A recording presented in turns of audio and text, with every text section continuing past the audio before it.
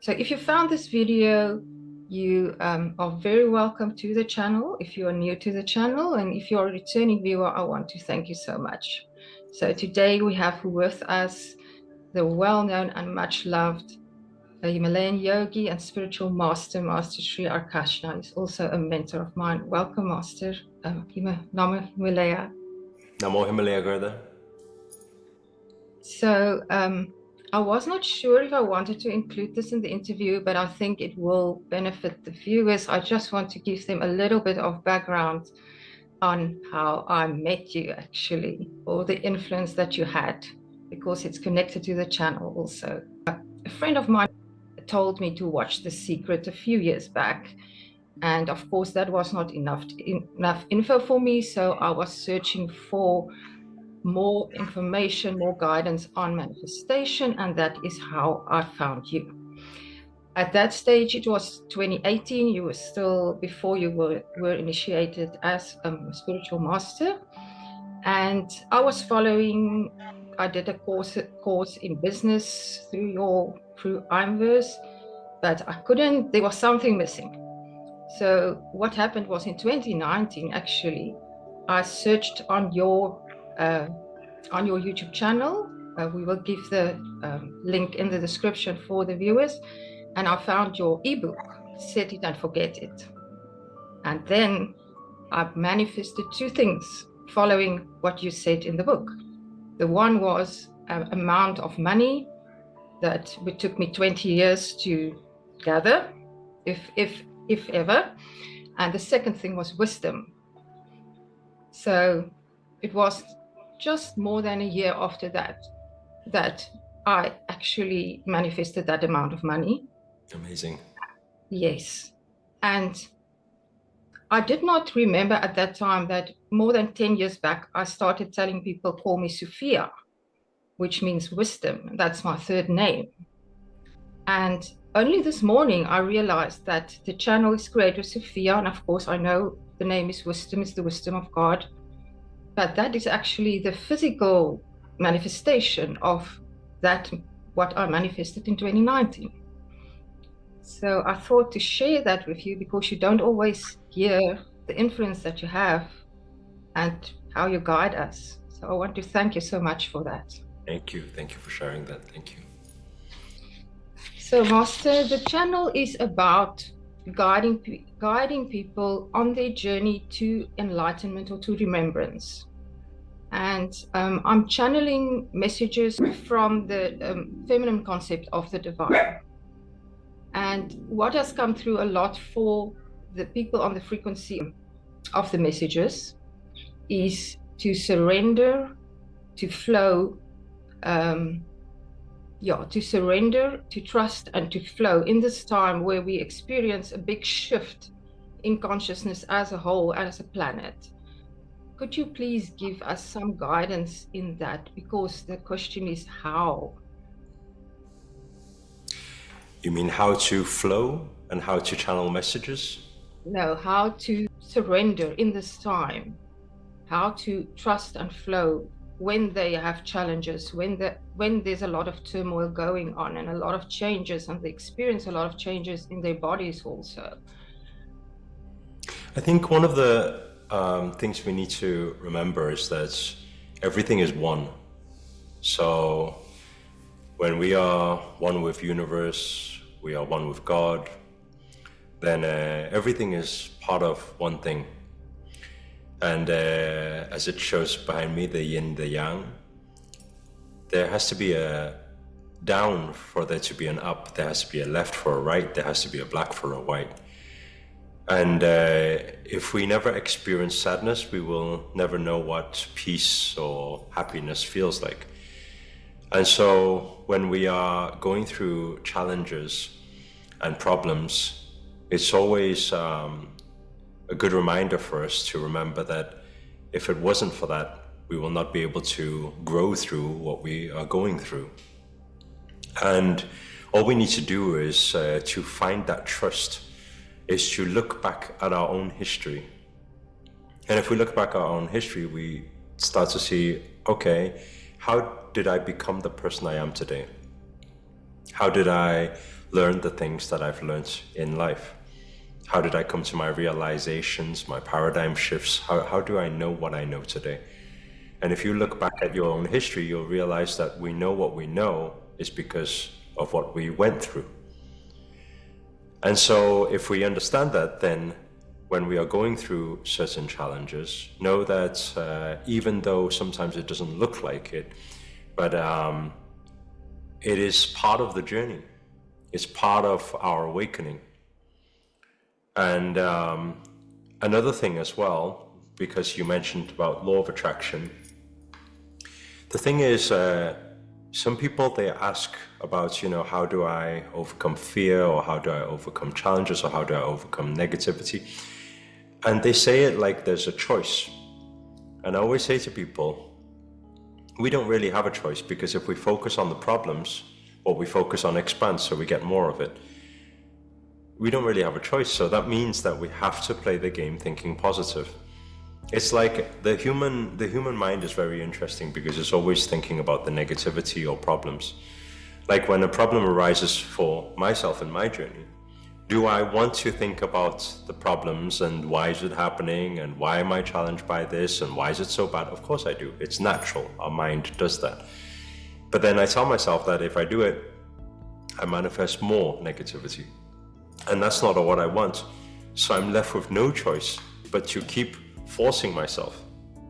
And I'm going to use that word forcing because it sounds a bit strange, in a situation like this, but I force myself to think positive. I tell myself I'm okay. I'm telling myself I'm great. I'm telling myself that there's light at the end of the tunnel.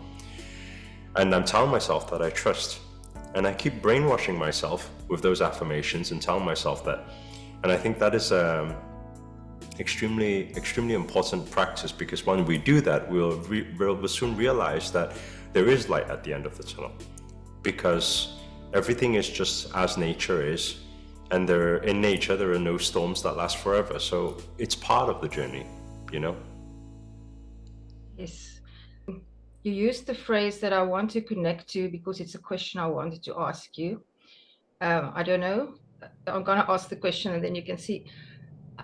Could you describe how you experience as the all as one and the one as all for yourself? I think it starts from silencing the mind. I think the biggest, I think everybody's experienced this sometime in their life before, whether they trek to the top of a mountain and they feel that peace and bliss, and sometimes people feel emotional, whether sometimes just when you sit by the ocean and you just feel extremely calm and ideas just flow to you. I think we've all had it before. It's just that sometimes we don't know how to manage this instrument, this body, and we don't know how to get there. But if we think back, we've had moments where we just feel at peace, we feel relaxed, we feel trust, we feel connected. And so I think it all starts with silencing the mind. When the mind silences, then our gates, our energy expands, our energetic body. And when it expands, then it connects to the collective consciousness. Yes. That brings me to ask you, do you have some specific practices that you could give us or recommend for the viewers to help them connect deeper with the divine, with higher states of consciousness and to higher realms also? I think a practice that we share a lot is one that we got when we were up in the Himalayas, is the Siddhoham Kriya. And it's very powerful. It's very powerful for connection. It's very powerful for also manifestation. And it consists of 5 parts. The first part is surrendering. So we stand with our palms out and we just tell ourselves that we're relaxed, we're surrendering, we're not thinking, there's no identity, there's no ego involved. And we just breathe, slow, deep inhale, exhale. And then after the surrendering, then we go into connection. So when we move into connection, we allow ourselves to remember that we are connected with the universe. Tell yourself, I'm connected. I'm one with universe. I'm one with everything. Just feel that oneness. Because now your mind is surrendered. You're calm, you're peaceful. You'll feel some connectivity. And so it goes into connection. The third of the practice goes into our prayer. So I don't think we need to overthink what prayer means or what religion, what God. Prayer is basically just saying that in that moment you get to wish for anything that's beyond you. So pray for the universe. Pray for what you think people need out there. Pray for love where there is hate. Pray for abundance where there is poverty. Pray for peace where there is a lot of things going on, a lot of challenges. Pray for health. Pray for everyone in the world, for everyone in the universe. Pray. And so we're in prayer. We spend maybe 3 to 5 minutes there. And then after prayer, we go into receive. And so after praying, we receive. But the most important part of this receiving part is we have a mantra. We say, universe, I'm ready to receive. I'm open and I'm ready to receive. Yet at the same time, if I receive nothing at all, I'm just grateful for everything that I have and being able to do this practice right now. What that does is, just like the book Set It and Forget It, it's allowing us to let go of the need. It's the expectation of an outcome. It's saying that I'm open to receive. I'm here now. My vessel is open. I'm ready. So it knows we're ready. But at the same time, we're saying that we don't need it. Even if we don't have it, we're just grateful. And so it's a relaxed approach to manifestation. Except the manifestation is beyond yourself, so it's much bigger than what you could ever wish for. So miracles manifest from this. And so after receive, then we go into gratitude. Put our palms over our heart, spend another 5 minutes here. So 5 minutes each of the one of the five. So each one, we do 5 minutes. We practice early in the morning and just feel gratitude for everything that we have. No need to think about your own manifestations. No need to think about anything. You'll feel peaceful. You'll feel more connected. Every time you practice it, you'll feel more and more connected to that collective. You'll feel more abundant. And you will also start observing, witnessing every day the universe manifesting things through into our lives. Thank you so much, Master. That is a beautiful practice, and I've been using that. Yeah, it's if you do that, you set for the day. If you do that in the morning, and it puts you in that state of calm and peace, you find the stillness inside of you. You mentioned the Himalayas. So you went to the Himalayas in 2019, the first time when you received your title and you were initiated. But you went recently again, just a few weeks ago you returned. And I listened to a video that you quickly named 5 takeaways from the journey that you undertook. But I have a feeling that the people that is listening to the video will really connect and would like to know more about the statement that you made that everything is real. Well, if we take something like movies are from imagination or ideas from a director, a scriptwriter. So where does those ideas come from? The ideas, they don't just come from nowhere. They are downloaded. They are received from the collective library. And I mean, that's easy to say, but then when you go into the Himalayas, there are 4 bands to the Himalayas. The first 2 bands are what a lot of humans, tourists, they go into. 3 and 4 is not permitted, that humans cannot go there. And then when I first heard about this, I thought, that's crazy. Why would they not go there? You just trek and go there, no? Because how can it be permitted?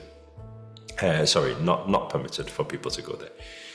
And when I went there, I realized that we can't see the third and fourth band. We don't see it. It's covered by clouds. We don't see it. We don't see the next layers. And when Grandmaster did some prayers there and asked for permission, and then it suddenly cleared and opened up. When I seen that, it was like magic. Like, I couldn't believe it. I couldn't believe my eyes. And I said, can we go there? And he said, no, actually, we cannot go in third and fourth band because it's not safe for us. In spirituality, it's very vast. It's got everything. It includes everything, positive and negative. So light forces, dark forces, everything. If our capacity is not there, we cannot just venture out alone like that. And so when I started to see that, and then on the border from the second layer to the third layer, we seen huge eagles. I've never seen anything so big before. It was scary. To me, I wouldn't know. I didn't know they were eagles because I said, whoa, what's that? I was scared because it's huge, standing up much taller than us. Huge. And Grandmaster said eagles. I said eagles. I said eagles. Eagles are like this or something, right? Not like this huge thing. And when I started to see that, I was like, what is this? And then he started talking about how these eagles are divine spirits. They were all guarding the space and not letting people pass. And it was just like a scene of like Avatar or something. It was very strange. And then we did a lot of different works in dream dimension, which really reminded me of the movie Inception. And then we also encountered in some very divine spirits, including a cobra was up there. It's not normal cobra because when we were practicing sun salutation, the cobra was doing the salutation with us. It was very strange, right next to us. And so when I started to observe all of these things, I said, hey, everything I've ever seen on any movie, any Doctor Strange, portals, sleep dimension, inceptions, Avatar, everything is real. And then I started thinking about this so much. Why is it all real? And I got my answers that it's all one collective library. So whatever we can imagine, whatever we can dream, it can be achieved. It really can. But it takes a lot of alignment. It takes a very intense and powerful energy. But we can train ourselves for that. And this is what I realized. Wow, yes. I actually have a question because I've always been thinking that about the movies. Are we manifesting the things that we are creating in the movie? Because we are putting if you make a movie, there's so much focus and energy going into that thing. So, the idea was downloaded. You are now creating something. Are you enhancing them? Are you manifesting that? You're bringing it closer by creating a movie or creating a comic or anything. We're bringing it closer, one step closer into this physical realm. That's why a lot of the things we can watch cartoons from so many years ago, the Jetsons who were flying in skies and all these different things. So, and everything's manifested now. Today we have these things, you know. So it takes us one step closer. Thank you. Yes, yes. Does Master have anything else that you feel you want to add for the collective who will tune into this video and listen to what we have discussed? I think for everybody to, I think have trust and have faith during this time is very important. Because whether we like it or not, right now we are going through some dark times.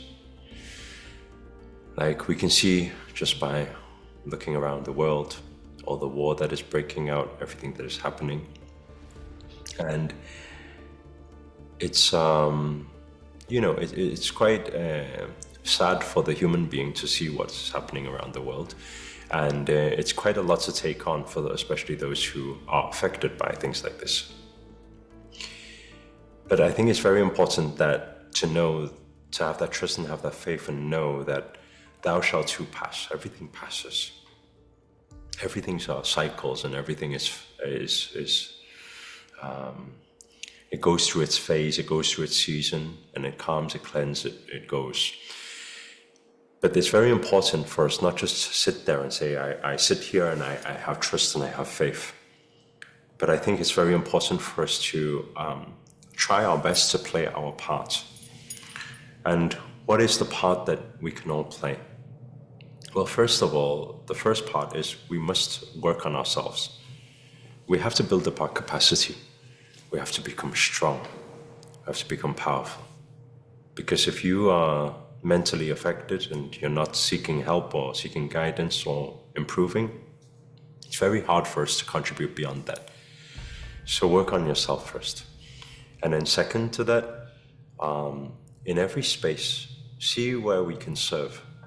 See areas where we can give love, give compassion, give service, give some help, wherever we can. Because the universe needs us right now. And it needs us to unite together, come together as one. Because that's where we are most powerful. And so try to surrender that ego, jealousy, hate, anger, frustration, fight. Instead, exchange it for love and compassion and service, and do as much as we can. We gain good karma points by doing so. And also, whatever we put out will manifest more for us. So we'll receive more of the positivity in our lives. And we'll start seeing the change happen part by part, bit by bit, step by step. So that's the words I feel is important for the people today. Thank you so much, Master. That is so, helpful. I think there's one more thing before I think our time is almost up. I don't know if we can talk about it, but you have given us guidance what to do. Like now we must come together as one, we stay positive and things like that. And you're developing a tool at the moment, the app, that can help people actually to have that community, to strengthen them and to get the message out and to become one. Can we talk about that already? Yes, we're currently testing it right now, so I guess in a couple of weeks' time it should be available for everyone to use. It's called the Karma League, and it's social media without the negativity. So it's all positivity, it's all about helping people, it's all about positive inspiration, knowledge, learning, growth, motivation. So every swipe will feed our soul. And every time we make a post, we can also gain our karma points, our good karma points, and share more light into this world. So I'm very excited for it. And as I said, it's currently in testing. So we've got a couple of more weeks of testing, and then it should be available out in public. So once it's available, then I'll make sure that you have the link that you can share with your people too. Thank you so much, Master. Yes, and we will put the link to Master's channel also in the description. So those of you who do not know Master yet can join his channel also and stay up to date. Thank you so much for sharing your energy and your wisdom and your guidance with us, Master. I really appreciate it. And for all the love that you show to everyone you meet. Thank you. I really want to thank you for that. Thank you so much, and thank you for hard work as well. Thank you, Master. To the viewers, I'm sending you my infinite love as always, till I speak to you again. Namaste, Master. Namo Himalaya. Namo Himalaya.